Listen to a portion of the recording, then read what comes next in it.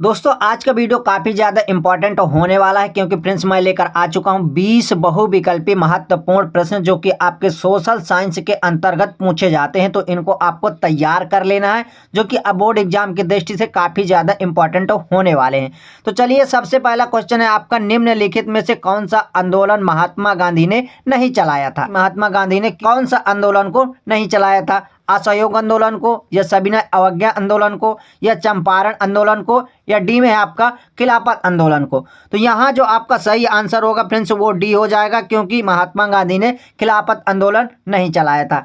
इसके बाद दूसरा क्वेश्चन है फ्रेंड्स, 1789 में फ्रांस की क्रांति में राष्ट्रवाद की प्रथम अभिव्यक्ति का क्या परिणाम हुआ? इसका परिणाम क्या हुआ था जब ये क्रांति हुई थी? फ्रांस की क्रांति हुई थी, या नेपोलियन का उदय हुआ, या सी में जर्मनी का एकीकरण हुआ, या डी में आपका निरंकुश राजतंत्र का प्रारंभ हुआ? यहाँ पर फ्रेंड्स आपका राजतंत्र लिखा हुआ है या राजतंत्र का प्रारंभ हुआ। ये जो दूसरे क्वेश्चन का राइट आंसर होगा वो फ्रेंड्स ए हो जाएगा क्योंकि फ्रांस की क्रांति हुई थी, ये परिणाम हुआ था।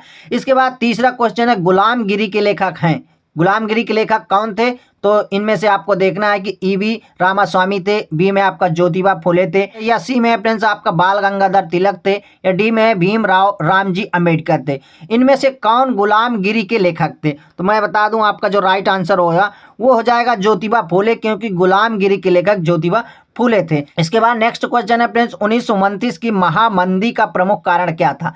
तो जब 1929 में महामंदी आई थी उसका प्रमुख कारण क्या था? कृषि क्षेत्र में अति उत्पादन हुआ था, या बी में दिया है कृषि क्षेत्र में न्यूनतम उत्पादन हुआ था, या सी में बेरोजगारी अधिक फैल गई थी, या प्रमुख बैंकों का धराशायी होना? यहाँ जो आपका राइट आंसर होगा ना फ्रेंड्स, प्रमुख बैंकों का धराशायी होना। 1929 की महामंदी का मुख्य कारण यही था।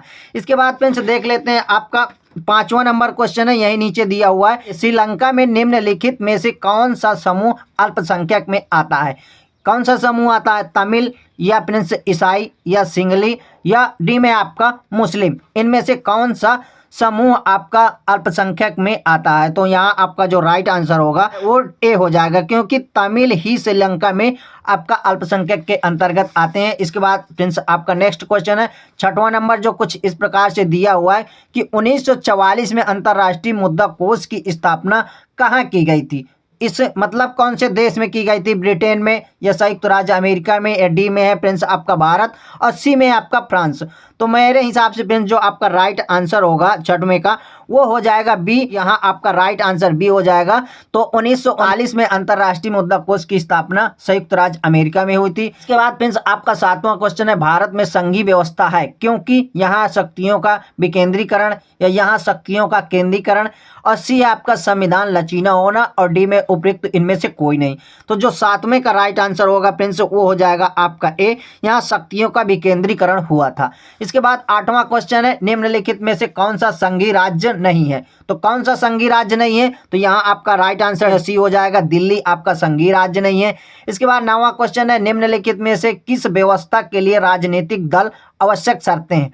राजतंत्र, लोकतंत्र, तानाशाही, या मानववाद? इनमें से 4 विकल्प में से आपको टिक करना है कि कौन में से किस व्यवस्था के लिए राजनीतिक दल आवश्यक शर्तें हैं, ये आपको टिक करना है। तो फ्रेंड्स यहाँ आपका राइट आंसर जो होगा 9वें का बी हो जाएगा, लोकतंत्र आपका राजनीतिक दल के लिए आवश्यक शर्तें हैं। इसके बाद 10वां क्वेश्चन है, निम्नलिखित में से किसका संबंध लोकतंत्र से नहीं है? ये 4 विकल्प आपके दिए हैं, जनमत, राजनीतिक दल, उत्तरदायी शासन, या बहुसंख्यकों का शासन। तो यहाँ आपका राइट आंसर हो जाएगा बहुसंख्यकों का शासन किसका? लोकतंत्र से संबंध नहीं रखता। 11वां क्वेश्चन है, जब यहाँ पर नेक्स्ट पेज में दिया हुआ है कि निम्नलिखित में से कौन सा खनिज धात्विक है? कौन सा खनिज धात्विक है? तो यहाँ आपका राइट आंसर डी हो जाएगा, लौह आयस्क आपका खनिज धात्विक है। नेक्स्ट क्वेश्चन है आपका 12वां नंबर, कपास की खेती के लिए निम्नलिखित में से कौन सी मिट्टी उपयुक्त है? कौन सी मिट्टी उपयुक्त है? तो यहाँ जो आपका बिल्कुल इजी क्वेश्चन है फ्रेंड्स, काली मिट्टी उपयुक्त होती है कपास की खेती के लिए, इसमें आपको लगा देना है। इसके बाद 13वां नंबर क्वेश्चन है, निम्नलिखित में से उद्योग में कच्चे माल में बॉक्साइट का प्रयोग किया जाता है? कच्चे रूप में बॉक्साइट का प्रयोग किया जाता है, तो किसका प्रयोग किया जाता है ये आपको टिक करना है। ए में है सीमेंट का, बी में है एल्यूमिनियम का, और सी में है लोहा एवं इस्पात का, और डी में है कागज का। तो यहाँ जो आपका राइट आंसर होगा 13वां का वो हो जाएगा बी। इसके बाद नेक्स्ट क्वेश्चन है, निम्नलिखित में से किसको सेवा क्षेत्रक भी कहते हैं? किसको कहते हैं सेवा क्षेत्रक? प्राथमिक क्षेत्रक को। या बी में है द्वितीयक क्षेत्रक को, सी में है तृतीयक क्षेत्रक को, डी में है चतुर्थ क्षेत्रक को। तो यहाँ आपका राइट आंसर हो जाएगा सी नंबर, तृतीयक क्षेत्रक को सेवा क्षेत्रक भी कहते हैं। इसके बाद 15वां नंबर क्वेश्चन है, सार्वजनिक क्षेत्रक द्वारा निजी क्षेत्रक के विभाजन का आधार है, यानी मतलब किसका आधार है? विभाजन का आधार क्या है? बेरोजगार की शर्तें या आर्थिक गतिविधियों की प्राकृतिक। सी में आपका उद्यमों का स्वामित्व और डी में है फ्रेंड्स आपका उद्यमों में नियोजित श्रमिक की संख्या। इनमें से कौन सा राइट आंसर सही होगा? 15वां नंबर का आपका राइट आंसर फ्रेंड्स बी हो जाएगा, क्योंकि आर्थिक गतिविधियों की प्राकृतिक ही राइट आंसर माना जाएगा। इसके बाद नेक्स्ट क्वेश्चन है 16वां नंबर, निम्नलिखित में से कौन सा जैव संसाधन है? कौन सा जैव संसाधन है? लोहा, तांबा, मत्स्य पालन या चट्टाने? तो मैं बता दूं आपका राइट आंसर यहाँ पर सी हो जाएगा, क्योंकि मत्स्य पालन जैव संसाधन के अंतर्गत आता है। इसके बाद फ्रेंड्स नेक्स्ट क्वेश्चन है 17वां नंबर, जो कुछ इस प्रकार से दिया हुआ है कि एजेंडा 21 का संबंध किससे था? एजेंडा 21 का संबंध किससे था? ओजोन क्षरण से था, या जलवायु परिवर्तन से था, या वैश्विक तपन से था, या संधारणी विकास से था? तो आपको यहाँ पर टिक करना है कि 17वां का जो राइट आंसर हो जाएगा वो डी हो जाएगा, क्योंकि संधारणी विकास से ही एजेंडा 21 का संबंध था। इसके बाद 18वां नंबर क्वेश्चन है, उपभोक्ता सुरक्षा अधिनियम कब बना था?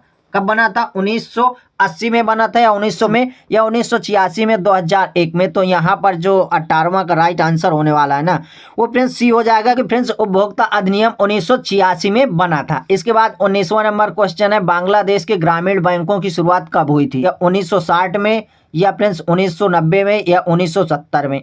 तो मैं बता दूं यहाँ आपका जो राइट आंसर होगा वो सी हो जाएगा, क्योंकि फ्रेंड्स 1970 में बांग्लादेश के ग्रामीण बैंकों की शुरुआत हुई थी। इसके बाद लास्ट क्वेश्चन है कि निम्नलिखित में से किस देश का मानव विकास सूचांक सर्वोच्च है? तो किसका है? ए में है बांग्लादेश, बी में है पाकिस्तान, और सी में है श्रीलंका, और डी में है नेपाल।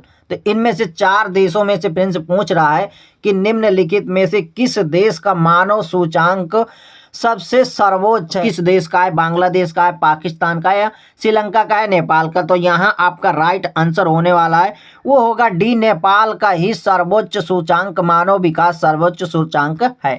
तो इस प्रकार से फ्रेंड्स मैंने 20 बहुविकल्पी प्रश्न आपको कंप्लीट करवा दिए हैं, जो आपके बोर्ड एग्जाम में हर वर्ष पूछे जाते हैं। तो इनको आपको कंप्लीट कर लेना है फ्रेंड्स। अब मिलते हैं नेक्स्ट वीडियो में नेक्स्ट टॉपिक के साथ, तब तक के लिए जय हिंद, वंदे मातरम।